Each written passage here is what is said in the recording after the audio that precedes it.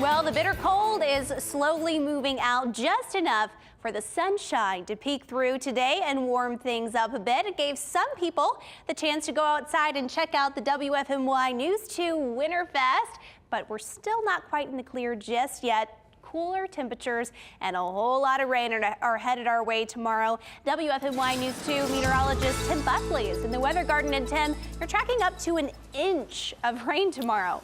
Yeah, that's true, and that really is a lot of rain. I'll tell you why in just a little bit.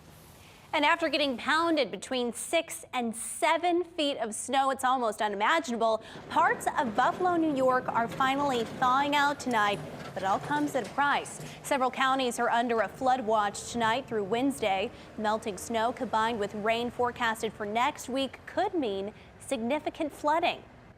Just into the information center tonight, police are looking for the person who hit a 12-year-old and then fled the scene.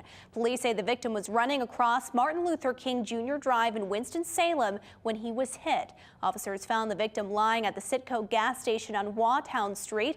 The victim was taken to Baptist and treated for non-life-threatening injuries. Police say the suspect was last seen driving north on Martin Luther King Drive in a white Lincoln SUV with minor damage to the front. Anyone with information is asked to call Crime Stoppers at 727-2800. And as a reminder, if you are out on the road tonight, make sure to slow down, especially if you're in Greensboro. A lot of people are leaving that Garth Brooks concert right now, and whether you're his fan or not, his concerts are giving the Triad quite an economic boost. Check it out. Garth Brooks is spending 5 days here in Greensboro. The next closest concert, more than 300 miles away, which means it's not just people from North Carolina traveling to Greensboro, but they're coming from all across state lines too. And local businesses are certainly cashing in thanks to the country boy. WFMY News 2's Tony Smith is live in Greensboro. Tony, the multi-day tour means happy fans and happy business owners. Right now, I'm a few miles from where will be the last show. Emily? Yeah, and a lot of neat stories coming out of those concerts. Brooks took time away from the stage this afternoon for the kiddos. He warmed up on the basketball court when he visited the Boys and Girls Club out of Greensboro. What I want them to do is what we call collision, be with other children, see other children, learn to love these children, learn to love themselves. That's the main thing. Brooks teams up with Pro Camp during every stop on his tour. Today, kids learn from UNCG's head female coach, Wendy Palmer. As Senator-elect Thom Tillis prepares to head to Washington, the North Carolina State House needs a new leader. Today, House Republicans picked Representative Tim Moore of Cleveland County to step in for Tillis as House Speaker. The entire chamber won't vote for House Speaker until January. New information tonight, a Virginia man was arrested in Greensboro late last night in connection with the death of a mother of two. Deputies arrested 35-year-old Anthony Joyce on abduction and robbery charges. They say murder charges are coming soon.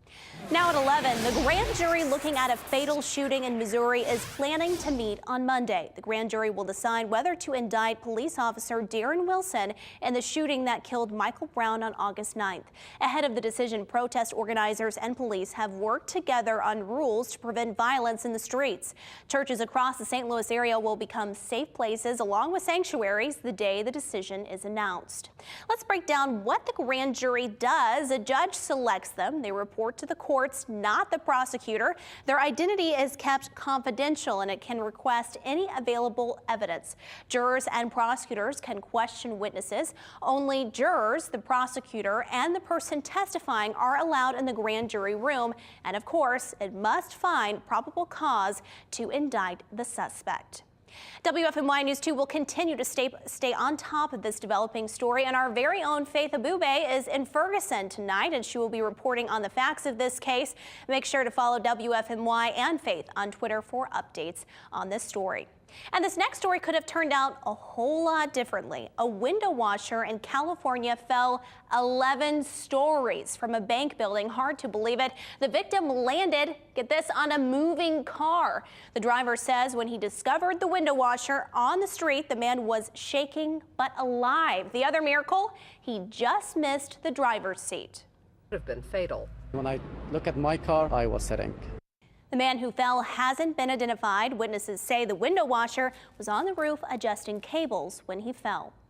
More than 46 million Americans plan to hit the road this week for the holidays. It's according to AAA, and many of those families with young kids. And if you're one of them, don't head out before hearing what 2 Wants to Know's Ben Briscoe has to say. What are you going to pack? A Blessed Sacrament Elementary School in Burlington got statewide recognition this week for its STEM program. That's science, technology, engineering, and mathematics, all considered key in getting tomorrow's jobs. WFMY News 2 was at an open house where they celebrated the good news. I really understand it a lot better. And again, Blessed Sacrament School is the only private school to be recognized as a STEM school of distinction in the whole state. If you'd like to learn more about the school, visit WFMYnews2.com. There are still 5 things you need to know before you go to bed tonight. Number 1, today was the 3rd annual Turkey and Ham Drive for the elderly. The New Jerusalem Cathedral is collecting food until Tuesday. They're hoping to feed 200 households this Thanksgiving. Number 2, officials are predicting a record-setting year for Asheville tourism. Occupancy rates in Buncombe County hit an all-time high in October. More than 86% of rooms were filled. That's up 5% from previous monthly highs.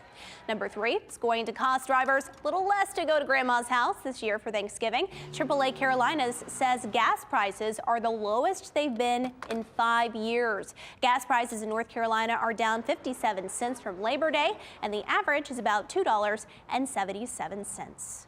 Number 4, the University of Virginia suspended all fraternities and their social activities until January 9th. The suspension comes as the school reviews its sexual assault policies. The decision comes after an alleged rape allegation by 7 men at a fraternity party in 2012. And number 5, a 6.8 magnitude earthquake shook central Japan today. CNN is reporting several injuries from collapsed homes. It triggered several landslides in the area. However, no nuclear power plants were damaged. And Tim, no earthquake here, but certainly a lot of rain headed our way. And you were telling me there was actually an earthquake just to our west, I suppose. Yeah, in the last hour, actually, about 10:15 Central Time out in Dallas today. And thanks for watching WFMY News 2 at 11. Make sure to stick around. Liz Crawford has your sports special coming up next.